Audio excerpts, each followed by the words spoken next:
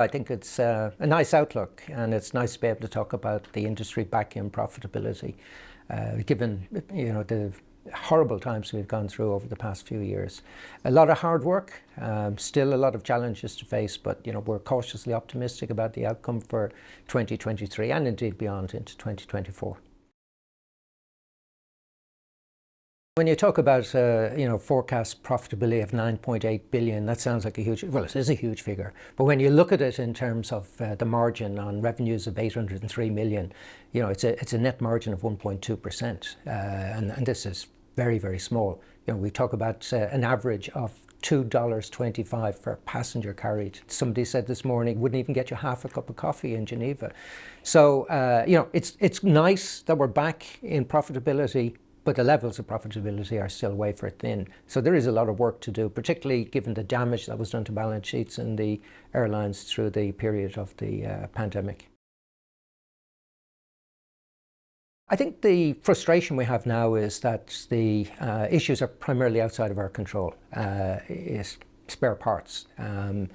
This is really frustrating for airlines that they can't keep the fleet that they have in operation going because they're waiting on parts. While airlines and airports were, I think, fairly criticised last year for not having resources in place, that issue has been addressed, but we now see air traffic control resources not at the level that would be required. And then the ongoing frustration with air traffic control strikes in France. So, there are challenges there, and disappointing to see that these will impact on performance and will be frustrating for our customers in 2023. But I suppose what we have to do is recognise that at least airlines did address the challenges that they faced. We now just want others to play their part as well. Schiphol, it's been a disaster when you consider the impact that they had on airlines flying into the Netherlands and customers. And they've no shame. They're still arguing that they need more money. Now, airlines don't mind paying for service, but when you're paying way above the odds and not getting the service, it's just completely unacceptable. So Schiphol, I have to be honest, has been hugely disappointing, but they're not alone. We have seen other areas of the world push for big increases. We're not getting the service that we should be getting. Delays have increased beyond what you would expect. Environmental targets have not been met. So very frustrating for us to have to encounter these increases. We've got to call them out. We've got to shine the spotlight on the people who aren't performing, and we've got to continue to encourage governments to recognise that in these cases strong economic regulation is required. We don't see competition between airports. They act as monopolies or quasi-monopolies. We don't see commercial behaviour that you would normally see. So in the absence of a competitive market, economic regulation is required, and we will continue to push for effective economic regulation and to highlight those that are not performing in the way that they should. I think when we see the way the consumer rights has developed in Europe, EC 261 or EU 261, it's gone way beyond what was ever intended because it's been interpreted by courts. And now you have individual judges making determinations as to what an exceptional circumstance is.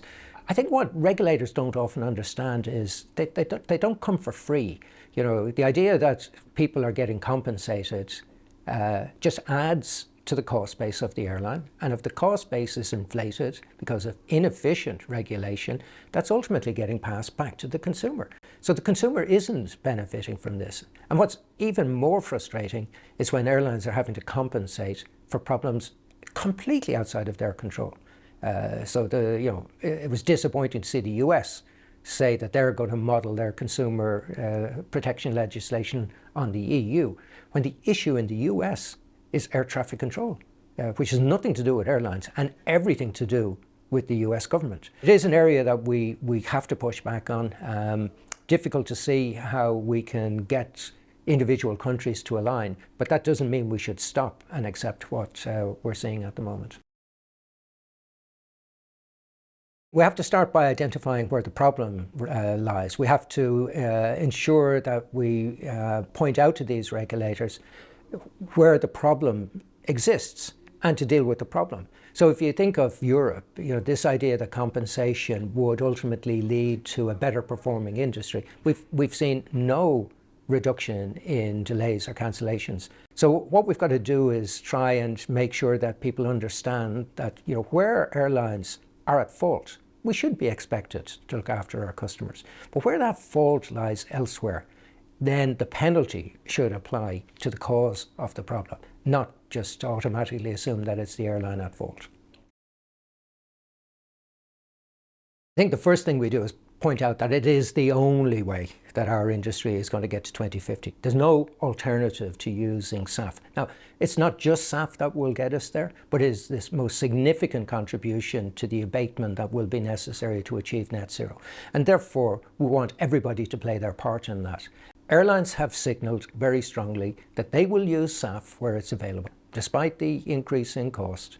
So we've used every single drop that has been produced. What we need now is we need governments to provide the policy framework and the incentives to see greater production of SAF in exactly the same way as they assisted the transition to low energy, low carbon sources in other segments of the economy. So we're not asking to be treated in a special way, we're just asking to be treated in the same way as everybody else. But I would argue this is an opportunity, because production of sustainable aviation fuel is a new industry that will sustain jobs, new jobs, and it means you're no longer dependent on importing crude oil or refined oil, because you can produce it in your own country. So you don't need to have oil in the ground, which it should be seen as a fantastic opportunity for countries and governments right across the world. I think we need to be seen to be taking action to support the words. We've committed to net zero in 2050. When we made that commitment 2 years ago now, we presented a roadmap, and I was very clear in saying it was a roadmap, not the roadmap. There will be other opportunities. But I think what people want to see now is action to support the words. I think the words have been very welcome. They want to see action. And therefore, we need to be able to measure the progress that we're making. And in measuring the progress, we need to be able to identify what more can be done and who needs to do it. It's not just about airlines. We need everybody to be playing their part. So now is the time to demonstrate that the action has been taken that can give people confidence that we are on the right trajectory to get to net zero in 2050.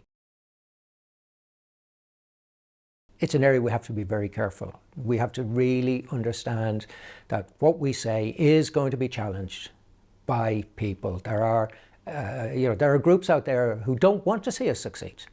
Would love to see us fail. And what we've got to do is, not give ammunition to these people to be able to be critical of us. Hence the reason I think having credible pathways to net zero is important. Not to make promises that can't be delivered. Not to overstate the performance. To be honest about the challenges. And I think we have been honest about the challenge.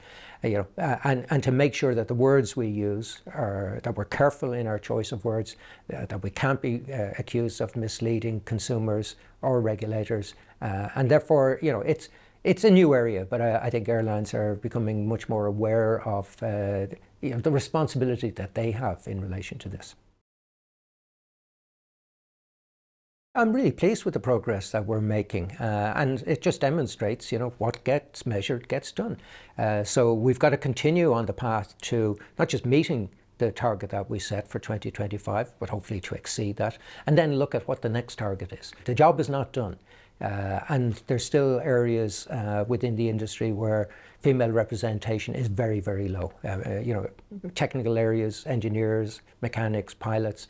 We need to do a lot more. Now, it's a long-term journey, and expecting change overnight would be foolish, because we have to ensure that we have the right frameworks in place to support this. But I'm very encouraged. I would like to think that some of the challenges that we've identified that are outside of our control will be addressed. I don't expect them to be resolved fully, because some of these will take time. I would like to see, and I believe we will, progress on the road to net zero in 2050, much greater understanding and awareness of what it is we need to do but importantly, what everybody else needs to do to ensure that the industry can be successful.